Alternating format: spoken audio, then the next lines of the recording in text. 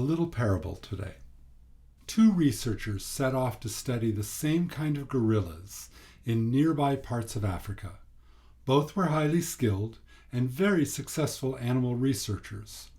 Both spent hundreds of hours observing and studying the behavior of these magnificent beasts. Yet, when they wrote up their observations, it was as if they had been studying completely different species.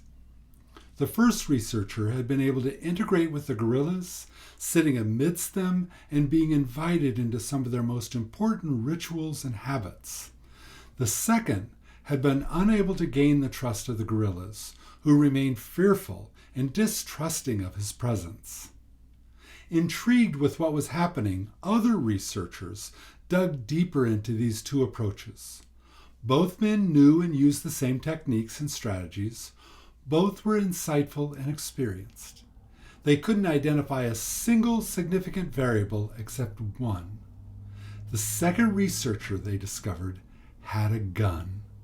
It stayed hidden in his bag back in the cabin, and he never carried it with him. Yet the gorillas reacted as if he were holding it in plain sight. Was the gun simply a symbol of a deeper sense of fear and distrust that the second researcher carried into the field each day? Is this what the gorillas perceived? There's little doubt in my mind. I've seen this at work in so many different places. Most clearly in a teen center where my windowed office had a view over the full floor. I had carefully recruited and trained 35 wonderful volunteers in a positive, strength-centered approach to their work with these teens, most of whom had faced much adversity in their lives. 15 minutes into the first day, I looked out to see two volunteers who looked, for all intents and purposes, like they were doing the same thing.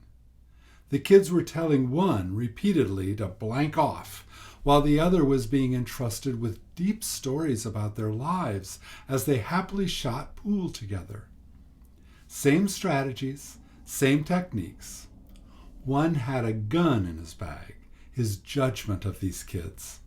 The other didn't. The kids knew. Man, did they know.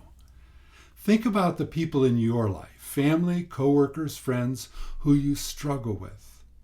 What are the judgments you carry into each interaction? And how do you think that judgment impacts how the other person responds to you?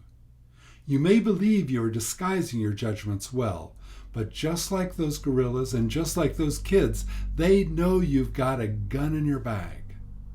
Once again, getting a different response depends on you. What's in your bag? See you next week.